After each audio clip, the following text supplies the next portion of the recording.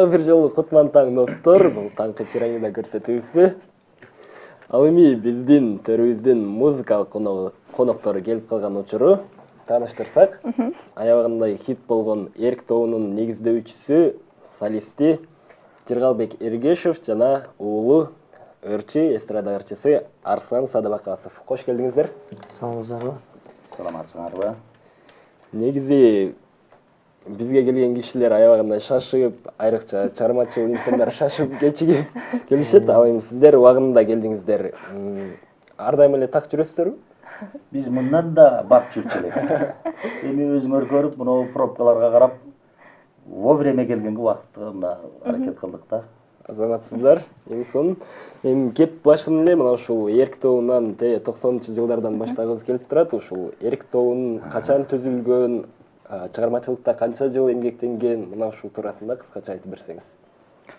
Жакшы болот. Эрк тобу бул эми биз өзүңүздөр билгендей легендардуу Кызбырак деген топ бар. Ошол Кызбырак тобунун группасынын атынан Кызбырак студиясы ачылган. Ошо студиянын негизинде балдардан да бир топ түзөлү деп, Эрк деп балдардын тобун түзгөнбүз да, Гүлшайра эжекебиз экөөбүз. Анан ошодон жакшы, аябай жакшы чыгылып, бирок 90-жылдары баягы тайсалдап, турмуш тиричилик эметкенсип, анан балдардын бүт баарысы үйлүү жайлуу болуп кетишти. Ошентип группа 5 жыл өмүр сүрдү. Бирок кийин деле өмүр сүрүп келатат, бирок башка курамында башка составтар, башка балдар алмашып дегендей жаңыланып, жаштар болуп. Эми азыр эми балдарыбыз чогойуп калды, эми балдарыбыз алып кетет го деген үмүттөбүз да. Ал эми балдарыңыз деп калдык. Арслан мырза, сизден кепти баштасак, чыгармачылыкка кандай, бул атаңыздын чыгармачыл инсан болгондон улам кызыгуу пайда болдубу же өзүңүз кызыгып баштадыңызбы чыгармачылык чөйрөгө? Чыгармачылык жакка өзүм эле кызыккан жагыман. Анан бир четинен атамдай күчтүү музыкант ырчы болгум келет да.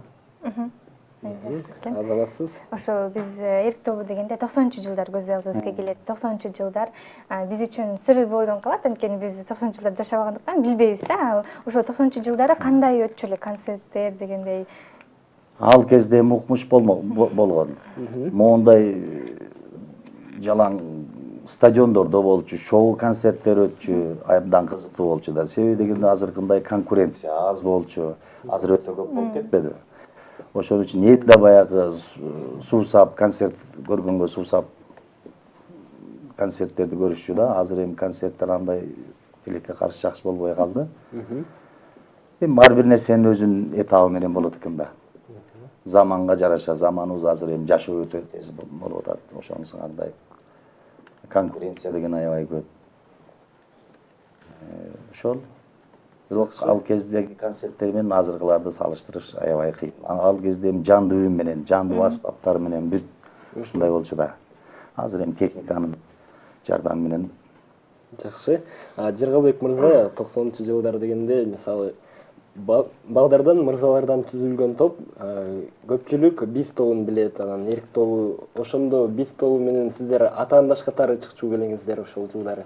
Эң туура айтасыңар. Биздин атаандашыбыз ошол кезде биз тобу болуп чыкты. Бизден жыл кийин чыкты окшойт биз тобу. Анан кийин эле Жалал Абадтан Нур тобу чыккан. Баткенден Максат Баткен тобу чыккан. Бишкектен Бишкек Максат деп Максат Сулайманкуловдор чыккан.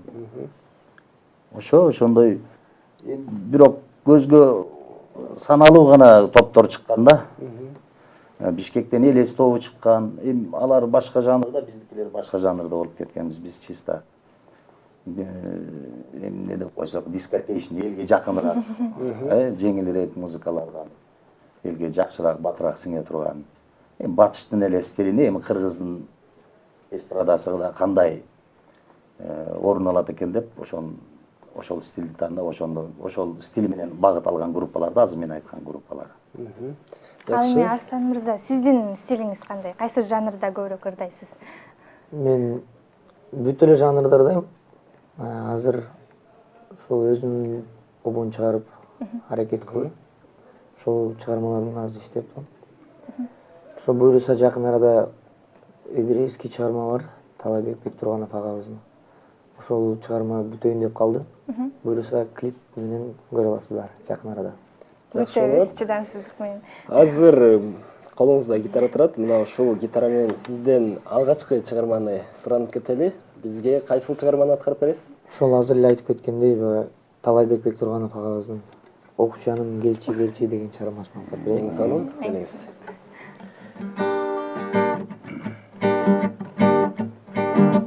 Силдеп сен келесиң, мен да келем. Негедир уяң тартат менин денем. Жайнаган ток кыздардын арасынан жалдырап жалгыз сени карай берем. О canım gelçi gelçi, men жетейин кадырыңа.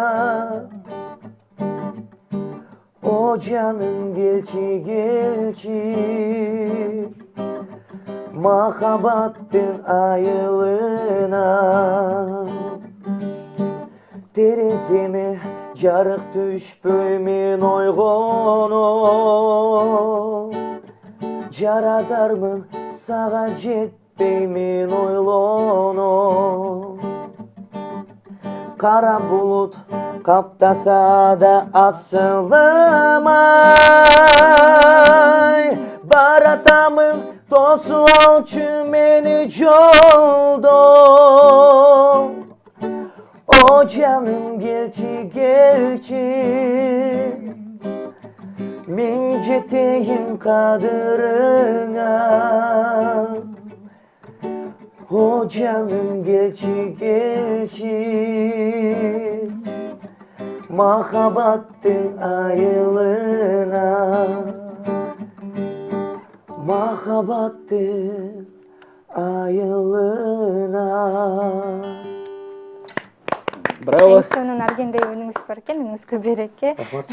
Жакшы. Жыргалбек мырза, сизге суроо менен кайрылгым келип турат. Кайра эле мына ушул 90-жылдарга биз үчүн аябагандай кызык. Ал жылдар биздин ата энебиз айтып баштагандай эле аябай кызыгып баштайбыз да. Ал кезде концерттер бир жумалап, 2 жумалап, керек болсо 1 айлап өтчү дейт. Мына ушундай көрөрмандар да башкача болчу дейт. Ушул 90-жылдарды дагы бир эскерип өтсөңүз, концерттер. Албетте, ал кезде концерттер ошондой болчу. Элдин табити ошондой болчу да. Баягы жан дүйнөсү ток, баягы проблемасы жок дегендей. Элдер көбүнчө чоң концерттер ошондой болчу, 10 күндөп, 15 күндөп шоу концерттер. Ал кезде шоу концерттерди действительно биздин жекебиз Гүлшайыр Садыбакасовна уюштуруучу, бүт артисттердин, ырчылардын баарысын башын бириктирип, стадиондорго, чоң залдарга ушундай фестивалдарды, эл аралык фестивалдарды өткөрчү, аябай сонун болчу. Азыр тилекке каршы ошондой эмелер болбой калды го. Ошол 15 күндөк деле концерт көрүшө беришчү. Ошол эле программа менен. Ошол эле программа менен. Эң жакшы. Жакшы, эң сонун. Аягандай кызыктуу өтчү экен концерттер. Ал кезде жанагы сыртка кеткен мекендештерибиз деле бул жакта болчу да. Сыртка чыккан азыр эми көбү турмушка байланыштуу талаалап кетишпедиби? Мына ошондон кийин чыгармачылыктан алыстап, кайра чыгармачылыкка кайрылып келүүңүзгө эмне себеп болду? Ой, эми себеп деле ушул балдардан болот экен турмушта. Эми башка бизнес жөнү башка жакка кетип эметсек, балдар чоңоюп калып, кичине ырылдап, чырдап калганда ой, кайтып кичине дагы ушуларга кол кабыш кылып коелук, жардам берип коелук деп. Анан эми үйрөнгөн адат калабы, уйга жүргөн салабы дегендей. Кайра эле өзүбүздүн ушул жан дүйнөбүздү эмне толготуп турса, ошол нерсени жасайт экенсиң да. Үй бүлөңүздөрдө дагы чыгармачыл адамдар мүмкүн бар. Биз үй бүлөбүз менен чыгармачыл адамдарбыз. Мындан чоң уулум бар, Дастан деген. Ал да ырдайт. Ал эми алда ошол жанагы мекендештерибизге окшоп Россия тарапта жүрөт. Келинчегим да ырдайт. Ал да комузду ойнойт. Кыякта окуган өзү кыяк ойнойт. Анча жерде экөөбүз дуэттерди тап коебуз. Эң сонун, абдан жакшы.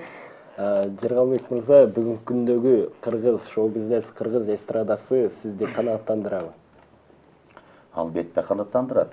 Себеби дегенде азыркы заманга талабына жооп берген шоу-бизнес. Азыр эле айтып кетпедикпи? Конкуренция болмойнча өнүгүү кыйын болот. Азыр жашоо турмуш тиричилик өтө бат баратканына байланыштуу. Ушундай болуш керек. Атаандашуу көп болуш керек. Анан ошонун өтө атаандашуу көп болгондо чыгармачылыктын үстүнөн иштөө өтө жоопкерчиликтүү болот. Ошо элдин бир табитини таап, ошол элдин жүрөгүнөн бир орун ала турган чыгармаларды иштеп, ошолордун үстүнөн иштеш керек болот да. Иштешип атат, чыгышып атат балдар, азаматтар. Ами Арслан мырза, сиз чыгармачылыктан тышкары эмне менен кызыгасыз? Эмне менен алектенесиз? Кайсы жерде окуйсуз деген суроо пайда болду. Мен Мураталы Күрүнкеев атындагы музыкалык окуу жайда окуйм. Классический вокал бөлүмүндө. Мен күндүзү үйдөгү иш-чаралар кылам. Кечинде кафеге барып жумуш кылам. Ырдайсыз. Эң сонун, жакшы. Жыргалбек мырза, 90-жылдары сиздерди мына ошол ырыңыздардан эл таанып, аябагандай хитке айланган ырыңыздар кайсыл чыгармаңыздар? Биздики алгачкы эле дегенде Назгүлүм деген чыгарманы жазганмын. Ошол биринчи алгачкылардан болуп, ошол ырыбыз элге жарыкка чыккан. Элдин өтө колдоосуна ээ болгон.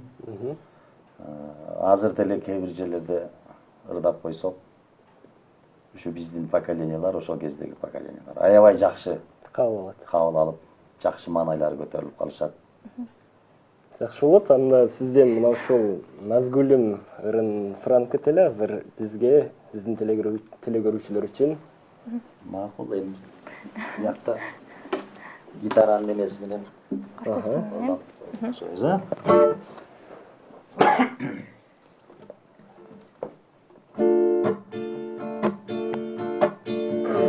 Айлана туман чоң колон, ак жаңбыр бүткөн шор болон, айкашык колдо ийге, ак чага турду корголон, тажысын ачкан жаз күнү, таанышкан эле жаз күнү, эриткен сүйүү илебин, эсиңде барбы Назгүлүм?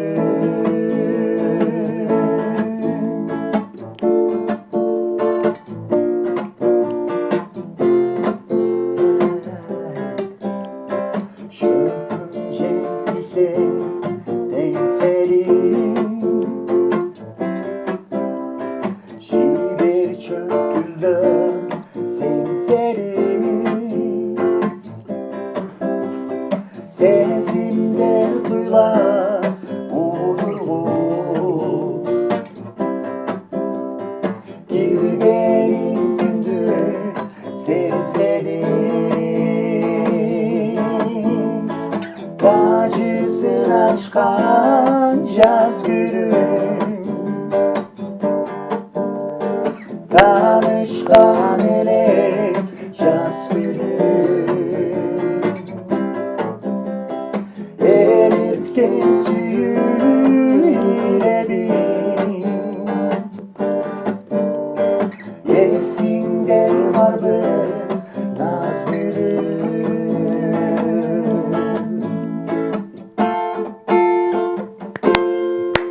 Азаматсыз, браво. Эң сонун Жыргалбек мырза. Үнүңүзгө береке. Биз бүгүнкү күндүн темасына кайрылып келсек, биз саякаттоо жөнүндө кеп кылып жатабыз. Сиздер саякаттаганды жакшы көрөсүздөрбү? Буга чейин кайсыл жактарга саякаттагансыздар деген суроо. Саякат бул абдан жакшы нерсе да. Бул адамдын баласынын жан өзөгүнө бир тиешелүү нерселерден да адам баласы көп нерсени көргүсү келет, саякаттагысы келет, эл журтту көргүсү келет. Саякатта көп эле болдук. Россия жакта болдук, Кытайда болдук, Турцияда болдук. Көп жерлерде болдук. Бирок бардыгына карап көргөндө өзүбүздүн жерге жетпейт экен. Биздин өзүбүздүн жер керемет. Тем эле бейиштин төрүндө жашайбыз да. Көлдөн баштап Лейликке чейин барып келсеңер жолап келген кылып. Аябай сонун жерлерибиз бар. Түшүнүктүү. Сөзсүз түрдө барабыз. Жыргалбек мырза, Арслан мырза, сиздерге чоң рахмат. Таң эрте обон созуп, биздин телекөрүүчүлөрдүн маанайын көтөргөнүңүздөр үчүн. Биз дагы да болсо сиздерди кечке ырдатып отура бербекпиз. Бирок убакыт деген убакыт экен. Чоң рахмат сиздерге. Рахмат силерге да чоң рахмат. Сиздерге ийгилик. Ишиңерге ийгилик болсун. Ардактуу телекөрүүчүлөр, бизде мейманда 90-жылдардын жылдызы Жыргалбек Эргешев жана уулу Арслан Садыбакасов болду.